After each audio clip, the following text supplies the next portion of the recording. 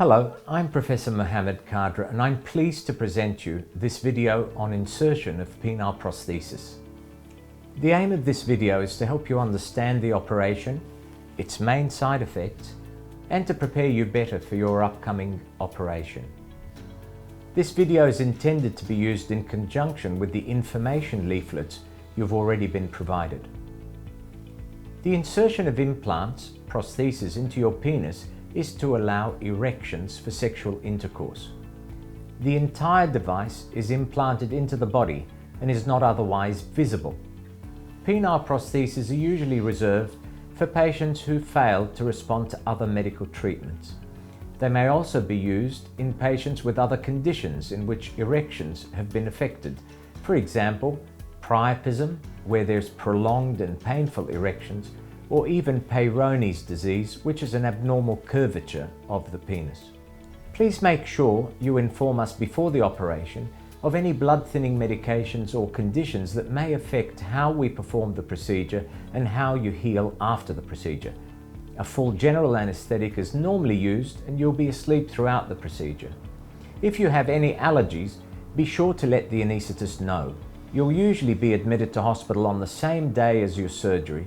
You'll normally receive an appointment for a pre-assessment to assess your general fitness, to screen you for MRSA, and to do some baseline investigations. The implant we place in the penis may be either bendy, a malleable type implant, or inflatable. The inflatable is the most common one we use, and this requires a mechanical pump. Not all patients are suitable for both types, but this will have been discussed between us before the detailed procedure.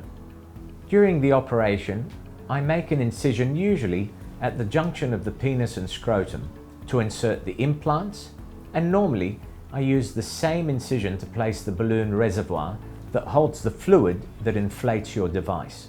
You may experience discomfort for a few days after the procedure, but painkillers will be provided to you to take home. I use absorbable stitches, and these don't need removal. A catheter may be inserted into the bladder for 24 to 48 hours after the procedure to prevent any problem with passing urine. Once the catheter has been removed and you're passing urine normally, you'll be able to go home. The average hospital stay is 1 day after surgery. You will be asked not to inflate the prosthesis until you see me in the rooms, about 3 weeks after the procedure. At that stage, I'll teach you how to inflate and deflate it. This is known as cycling the prosthesis. It's certainly advisable not to have sex for at least 6 weeks after the procedure.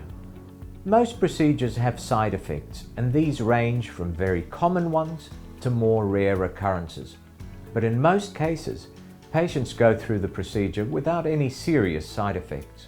The most common side effects you may experience are temporary swelling and bruising of the penis, which can last several days, significant bleeding, or even infection of the device, and if this occurs, which happens in about 2 to 3% of cases, then the device may need to be removed.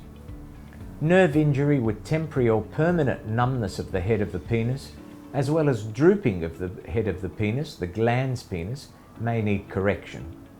Mechanical failure of the device needing revision can occur, and this may involve all or part of the penile prosthesis and can happen at any stage from a few days to a few years after the procedure. Injury to the bowel or the bladder during insertion of the balloon component within the abdomen. On occasion, the device can erode where a part of the device may break out of its normal position and appear in another site. Hospital-acquired infections occur in about 1% of cases. The rates for hospital-acquired infection may be greater in high-risk patients. This group includes, for example, patients with long-term drainage tubes, patients who've had their bladder removed due to cancer, patients who've had a long stay in hospital, or patients who've been admitted to hospital many times.